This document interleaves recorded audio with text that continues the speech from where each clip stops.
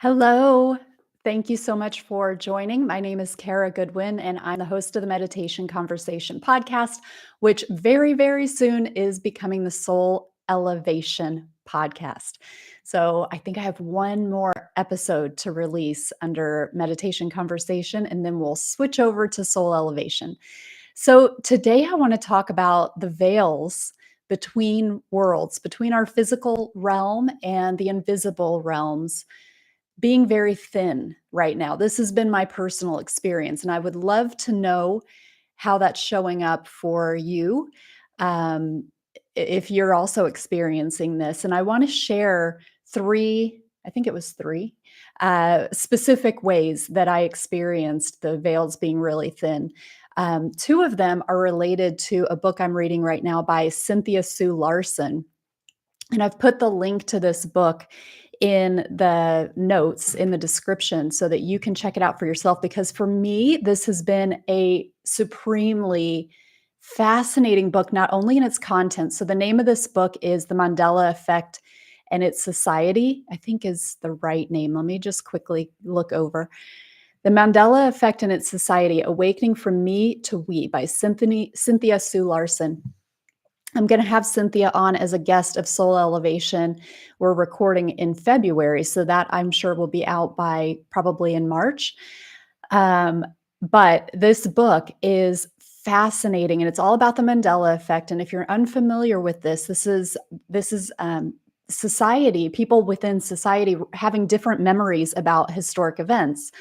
Um, simple things. Actually, that's Nelson Mandela, and some people remember him being dying in prison in the early 90s or late 80s, and then suddenly he was alive again, like years in either later in the 90s or in the early 2000s. He kind of reappeared, and people were surprised. They're like, I remember Nelson Mandela dying in prison. Um, that's where the name comes from, because there were increasing numbers of people who had that memory. But there are also things like that are more kind of everyday life types of things. Like I remember Stouffer's stovetop stuffing. Well, apparently it never was Stouffer's. It's always been Kraft stovetop stuffing. The Berenstein Bears versus the Berenstain Bears. I remember the Berenstein Bears, but apparently they've always been called the Berenstain Bears.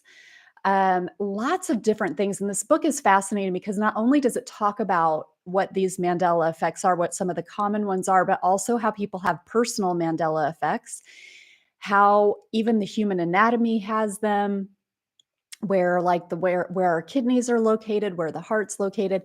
But it also just talks about the quantum and reality, and these are topics that I love to go into. So there have been now three major synchronicities in my own personal world related to this book. And so one of them, and I've shared them with the author too, because except for the last one, because I just feel like I keep emailing her with this stuff. And I'm like, she's very, very busy. She doesn't need to know everything, but I still may contact her with the latest one.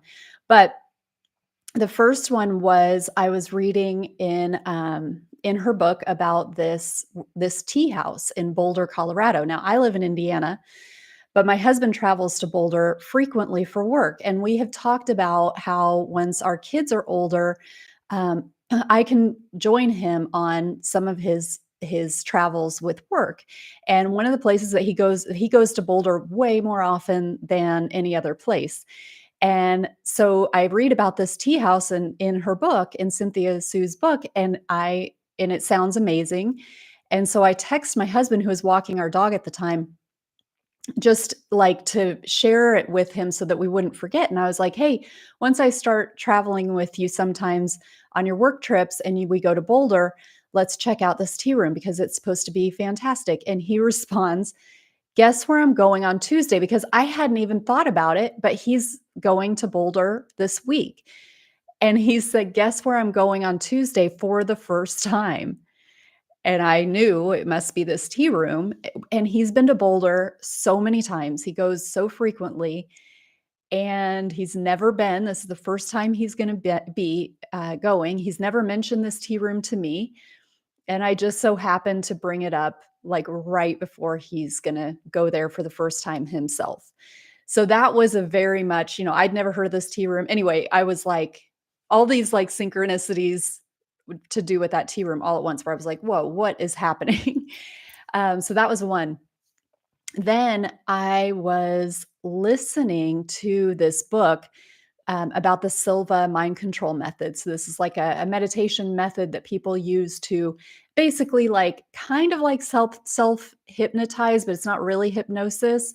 But it's been around for decades, and a couple of people, that was the reason that I was listening to that in the first place, was because of the synchronicities of a couple of people that I really love and respect talking about it.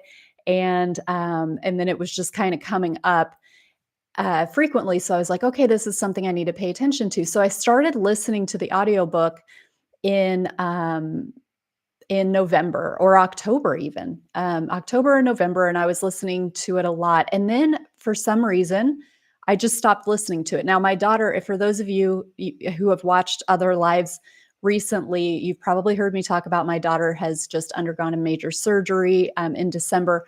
So we were like, I was kind of pulled out of my regular life in dealing with her recovery and just going through that portal. But I was still kind of, when I could, I was taking walks, taking my dog on walks and things like that. When I would normally be listening to an audiobook or to a podcast, I was just feeling that I didn't want to listen to anything. So I was just going out just to intentionally not listening to anything. And so I stopped listening to that book because that's what I was in the middle of. Well, I went, oh, I was vacuuming yesterday, actually. I was vacuuming and I've vacuumed many times since, and not listen to anything, just haven't felt like. I just kind of, normally I would listen to something while I vacuum, and I hadn't been. But for some reason, yesterday, I was vacuuming. I was like, I'm going to start that book back up. So I started where I had taken off, and I was like, if I can even keep up with, won't remember where I was in this book or what they had been talking about, but I'm just going to kind of go with it. So I listened to this book, just a portion of it while I was vacuuming. And in the part right before I finished, the author was talking about experiencing time and how through his research and through his experience with clients and with himself, he had realized that people lean to the right when they're going into their past. So he's got work with hypnosis and with changing behaviors and basically working in the quantum with people. And he noticed that when they were in the past, like when their thoughts were directed toward the past, when they were working on kind of rewriting things in the past, they would lean to the right. When they were working on creating their future, they would lean to the left. So that kind of gave him this thought of like, oh, directionally, our past is on the right and our future is on the left. And then he talked about the directions like north, south, east, west. And as he took things further, he realized that, and it was in accordance with ancient tradition, that if he was facing south, something was easier for him. Something was easier for him to access. I can't remember. I need to go back and listen because I can't remember the details now. But I remember him saying it was best when he faced south, and it had to do with accessing. Oh, and it was to do with like the Earth's rotation, the way that the sun rises and sets, and like the Earth travels. Like if you consider the sunrise and the sunset to do with time, and Earth moving through time and moving us through time, and how like east and west, if you're facing south, what direction east and west would be on left and right, and how it just kind of all synced up for him. So that was really fascinating, but not, and so, but I just kind of took it as interesting and didn't really even like make a note of it or anything. I just found it interesting. Well, then I went into Instagram this morning and I saw a post by my friend Jason Paget, who is the accidental genius. And I put a link to the podcast episode that I did with him. Fascinating person. He had a brain trauma. He was beaten up, actually. And I want to say that was in the 90s or maybe the late 80s. And it had extensive brain damage and went into agoraphobia for a few years where he couldn't leave the house, but it changed the way that he literally saw the world with his eyes. So he sees almost like stop motion, where he doesn't see things fluidly moving. He sees little snapshots, just that. And so everything's very stuttered, but it changed the way that he saw the world. And he became a polymath where he's a math genius. He's a genius, but this happened because of this brain trauma. Fascinating story. They're making a movie about him. He has written a book called The Accidental Genius, but he's also written this incredible paper. And so this Instagram post that I saw was talking about him basically revolutionizing trigonometry, and the person who was explaining it was talking about these, like the directionality and relating to time. And it so interestingly, like, superimposed on top of what I had just heard from that book. It was very similar in terms of the way that time moves, the directionality of time, and time being like a sphere. I don't know. I'm not gonna do it justice. So, but just to say the point of it, I'm not gonna be able to very well articulate what they were talking about with Jason's paper, but it was so similar to what I had listened to with Jose Silva's book, which had been written decades ago. And it wasn't exactly the same because Jose's not talking about trigonometry. He's really talking about things more from like consciousness and accessing, kind of changing your past and your future. But it was so closely related and such obscure topics. Again, like going back to the boulder and the tea house, and the timing of that was so specific and so random for somebody in Indiana to be coming across something in Boulder, happened to choose that day, like 3 days before he was gonna go there for the first time. So it was on his radar already. That's so specific. It's not like I'm talking about a new restaurant that opened down the street from our house. I'm talking about something that is hundreds, if not 1,000 miles away, probably hundreds of miles away. I don't really know. Anyway, so let me talk about the third um, synchronistic thing that is very specific. Because again, like, I can't remember if I just said this, but Jose Silva's book was, yeah, I did say that, was written decades ago. So and the fact that I had taken that huge break in listening to it, so I could have listened to that part that talked about the time. I could have listened to that back in November if I had been following my normal habit patterns, and then just completely forgotten about it by the time I came across Jason's reel. But I didn't. I just happened to pick it up, and it's so specific. It's just that it just blows my mind. So the last very specific thing is, again, back to Cynthia Sue's book, The Mandela Effect and Its Society. She talks about the Hopi Nation. And this is a Native American tribe that is now out west, but it's ancient. This is an ancient tribe. They have an ancient lineage. And she talked about this. I don't know if you'd call it no, it wouldn't be a prophecy. It's part of their history, part of their lineage, but it talks about how in ancient times, they were guided to they were guided to safe locations by following, I want to say it was like following a bright star at night that was leading them, and following a strange cloud during the day. And this really jumped out at me, but the other interesting thing was I couldn't quite follow as I was reading it. There were a lot of distractions around while I was reading that, so I didn't quite grasp it, but I noted, like, okay, Hopi and following a a bright star at night and a weird cloud during the day. Um, and but I didn't really like completely lock in on what that was saying. But anyway, so I just kind of let it go. And then I just subscribed to Gaia.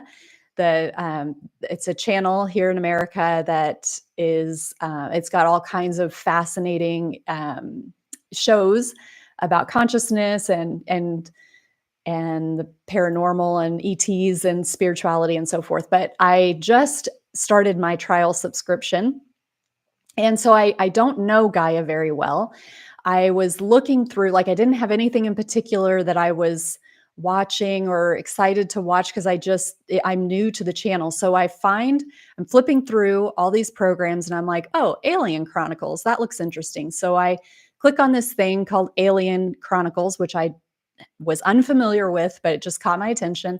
And it was about Antarctica, another topic I don't know a lot about. And I was like, okay, let's see what this is. No particular reason that I had sought this out. And as this show is going on, I get about, I don't know, two-thirds of the way in, and they start talking about the Hopi Nation and how they had been led to safety back in ancient times by following a bright star at night and a strange cloud during the day. I mean, that is so specific. And I heard about it two different times from two different sources within hours of each other. I mean, within like 4 or 5 hours, if that. And it wasn't like I was seeking out Hopi Nation information. The show wasn't about the Hopis. It was about it was Alien Chronicles, and it was about Antarctica. So, the Hopis are not in Antarctica, they're in the Sedona area. So, there were a whole lot. I mean, I had to pause it when I heard this, when they got to this part, because it also felt a little bit like it was out of context. Like, they were talking about something, and then all of a sudden they bring in this Hopi thing, and it almost felt disjointed, like, why are they even talking about this? And why am I choosing to watch this just hours, at such a blink of an eye in terms of our lifespan, a half a blink of an eye. I'm hearing about both of these so close together, and, um, so for me, when I get these are such specific things. Again, it's not like there's a heavily a very, very popular song that's on the radio, and I hear it when I turn on the radio and I'm driving somewhere. And then when I get in the car the next time and I turn on the radio, it's on again on a different channel. I mean, that's okay. That could be interesting too. But these are like very, very specific, and you know, no logical reason that I would come across this information in such, like, just back to back like this. I was just spellbound and blown away. So, oh my gosh, Ashley, I'm just seeing your note. She said, I just watched a doc on Jason minutes ago. I come to YouTube and found your live talking about Jason. Oh my God, I have so many chills. Talking about Jason almost to a T of what I've just learned, and time movement and the veil and synchronicity. Oh my gosh, thank you so much for sharing that, Ashley. That is incredible. See, I mean, we're like experiencing it live right now. It's so beautiful. It's so exciting. And it's like, how much is happening that we're not even noticing? I just feel like so many things are coming together and aligning. And these are different ways that we our intellect can grasp this alignment that's happening. But I feel like there's a whole lot more divine alignment happening that is even beyond our abilities to perceive it. So I hope that you experience some amazing synchronicities and you connect deeply with your soul, with your higher self at this time, because I think it's a great time to do so. So, thank you so much for tuning in, for watching this, and I wish you many, many blessings, and I will see you next time.